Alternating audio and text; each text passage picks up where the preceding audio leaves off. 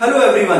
जैसा कि आप सभी क्लास 12 स्टूडेंट्स बहुत अच्छे से जानते हैं, आज आपका क्लास 12 फिजिक्स का बोर्ड एग्जामिनेशन था। मैं इस वीडियो में सीबीएसई से रिक्वेस्ट करना चाहता हूं कि आप जो भी क्लास 12 बोर्ड एग्जामिनेशन के पेपर बनाते हैं, आप प्लीज मेरी इस बात का ध्यान रखें कि जो भी स्टूडेंट्स क्लास 12 में पढ़ाई कर रहे हैं, चाहे वो मैथ्स स्टूडेंट्स हो मतलब जिन्होंने पीसीएम ले रखी हो, चाहे वो बायो स्टूडेंट्स हो मतलब जिन्होंने पीसीबी ले रखी हो, आप थोड़ा सा इस बात का ध्यान रखें कि जितने भी स्टूडेंट्स क्लास 12 में पढ़ाई कर रहे हैं, वो चाहे बायो के हों चाहे मैथ्स के हों, आप इस बात को आप हमेशा ध्यान रखें कि सभी क्लास 12 के जो स्टूडेंट्स हैं वो सारे जेईई नीट का पेपर नहीं देने वाले हैं, वो सारे नीट का पेपर नहीं देने जा रहे हैं। आप ये सोच के पेपर को बनाते हैं कि जितने भी स्टूडेंट्स क्लास 12 में पढ़ रहे हैं, चाहे वो बायो के हो चाहे वो मैथ के हो, तो मैथ्स वाले जो है वो जेईई मेंस का पेपर देंगे और जो नीट वाले हैं वो जो बायो वाले हैं वो नीट का पेपर देंगे।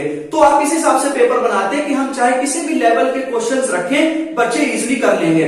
मेरी सीबीएसई से एक रिक्वेस्ट है, आप मेरी इस बात को थोड़ा सा समझने की कोशिश करें, थोड़ा सा आप इस बात को हमारे संज्ञान में लें कि सारे क्लास 12 के जो स्टूडेंट्स हैं वो जेईई नहीं करना चाहते, सारे क्लास 12 के स्टूडेंट्स नीट नहीं करना चाहते। उसमें से कुछ स्टूडेंट जेईई मेन की परीक्षा में शामिल होते हैं, सिमिलरली बायो में भी वो नीट के एग्जाम में शामिल होते हैं। लेकिन इसका बिल्कुल कभी मतलब ये नहीं है कि सारे स्टूडेंट्स क्लास 12 के पीसीएम और पीसीबी के सारे को जेईई नीट देना है, जेईई देना है और नीट देना है। तो आप थोड़ा सा इस बात को आप संज्ञान में लें। और जैसा कि मैंने अपनी प्रीवियस वीडियो में भी कहा था कि अगर आपको जेईई मेंस के क्वेश्चंस डालने हैं, अगर आपको नीट के क्वेश्चंस डालने हैं, अगर आपको पेपर बहुत ज्यादा टफ बनाना है, तो जो आपकी जो मेन किताब है जिसे बच्चा एक भगवान की तरह मानता है, वो है NCERT, national council of education research and training. तो मेरे कहने का मतलब ये है कि आप थोड़ा सा उस बुक का लेवल को भी आप थोड़ा सा बढ़ाने की कोशिश करें, उसमें भी आप केस बेस्ड क्वेश्चंस को डालें, जेईई मेंस के और नीट के पेपर डालें। तो थोड़ा सा आप इस बात का ध्यान रखें कि सारे स्टूडेंट्स जेईई की और नीट की प्रिपरेशन नहीं कर रहे हैं। बहुत सारे स्टूडेंट्स ऐसे भी हैं और बहुत ज्यादा संख्या में है कि सिर्फ और सिर्फ उन्हें 12th क्लास में अच्छी परसेंटेज चाहिए और उन्हें जेईई मेंस और नीट उन्हें नहीं देना है। दूसरी चीज ये भी जो कि मैंने अपनी प्रीवियस वीडियो में भी कहा था कि आप एक सेट का लेवल ये रखते हैं और आप दूसरे सेट का लेवल ये रखते हैं। आज के अगर केमिस्ट्री के पेपर में अगर बात करें तो सेट 2 स्टूडेंट्स कह रहे थे काफी ज्यादा हार्ड आया, ऑर्गेनिक ज्यादा देखने को मिली, कुछ क्वेश्चंस में नर्स इक्वेशन भी देखने को नहीं मिली और कई सारे क्वेश्चंस में ऑर्गेनिक का लेवल काफी ज्यादा टफ था। तो आप मेरी थोड़ी इस बात का ध्यान रखें। दूसरी चीज मैं कहना चाहूंगा, आपने ओएसएम डाला है, ऑनलाइन स्क्रीन मार्किंग वाला सिस्टम, तो उसके लिए भी मैं आपसे ये कहना चाहता हूं कि अगर आपको ऑनलाइन स्क्रीन सिस्टम डालना था, ओएसएम अगर आपको करना था एम्प्लाई, तो मेरे कहने का मतलब ये है कि आप थोड़े छोटे क्लास से आप इनको शुरू करते हैं। क्लास 12 का रिजल्ट बच्चे का भविष्य होता है। क्लास 12 का रिजल्ट अगर एक बार छप जाता है तो वो जिंदगी भर पैसा ही रहता है। तो मेरे कहने का मतलब ये है कि आप थोड़ा छोटे क्लासेस से आप इनको शुरुआत करते हैं। आपने सीधे सबसे पहला स्टेप क्लास 12 पर जाकर रखा है। मैं आपसे ये कहना चाहता हूं कि एक होता है खेल खेलना, एक होता है खिलवाड़ करना। आप बच्चों के भविष्य के संग खिलवाड़ कर रहे हैं। ओएसएम की मुझे तो मेरा मानना है कि ओएसएम की अभी बिल्कुल भी ज्यादा जरूरत नहीं थी, ये मेरा पर्सपेक्टिव है। ऐसा मैं इसलिए कह रहा हूं क्योंकि अगर फिजिक्स की बात करें तो 70 मार्क्स का पेपर होता है, केमिस्ट्री में भी 70 का होता है, मैथ्स में 80 का होता है। तो क्या 70-80 नंबर भी क्या कोई टीचर नहीं जोड़ सकता? कोई लाखों में तो संख्या है नहीं। तो सिर्फ आपका ये मतलब है कि सिर्फ टोटलिंग में हमारा मतलब टोटल गलत ना हो, बाकी सब कुछ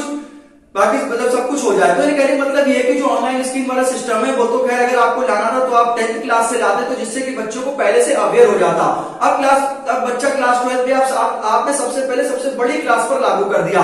तो थोड़ा सा आप इस बात का आप ध्यान रखें और आप इस बात का भी ध्यान रखें कि अगर आपको पेपर बहुत ज्यादा टफ बनाना है तो आप बिल्कुल बनाए, आपको किसी नहीं रोका है। लेकिन आप रीजन बाय रीजन का जो पेपर है आप उसको पैरेलल रखें। ऐसा ना रखें कि एक पेपर का लेवल ये है तो बाकियों का पेपर का लेवल ये चला जा रहा है। तो थोड़ा सा आप इस बात का ध्यान रखें। मैं सिर्फ इस वीडियो में आपसे रिक्वेस्ट कर रहा हूं, अगर आप इसको अप्लाई करना चाहते हो तो बहुत अच्छी बात है, नहीं तो फिर जैसा चल रहा है फिर उसको चलने दीजिए। मैं तो खैर एक मेरी तरफ से एक पॉइंट है तो मैंने अपना पॉइंट बस आपके सामने रखा है। बहुत रिक्वेस्ट मैंने की है सीबीएसई से, अगर आप थोड़ा सा इस बारे में सोचें और आप ये भी सोच लें कि सारे बच्चे जेईई और नीट नहीं दे रहे हैं और अगर आपको कुछ इस प्रकार के क्वेश्चंस को डालना है तो टू बी वेरी ऑनेस्ट आप थोड़ा एनसीईआरटी में भी आप उन सारे क्वेश्चंस को डालें और अगर सेट 1, सेट 2, सेट 3 आप इनका लेवल सेम रखें। ऐसा नहीं है कि सेट 1 ये तो सेट 2 ये आ गया, सेट 3 ये आ गया, या फिर कैसा भी पॉसिबल वो हो सकता है। तो थोड़ा सा आप इन बातों को थोड़ा ध्यान रखें। अगर पेपर बहुत ज्यादा टफ बन जाता है तो स्टूडेंट्स को थोड़ा लीनियंट चेकिंग दें, थोड़ा ग्रेस मार्क्स देने की कोशिश करें। और फिर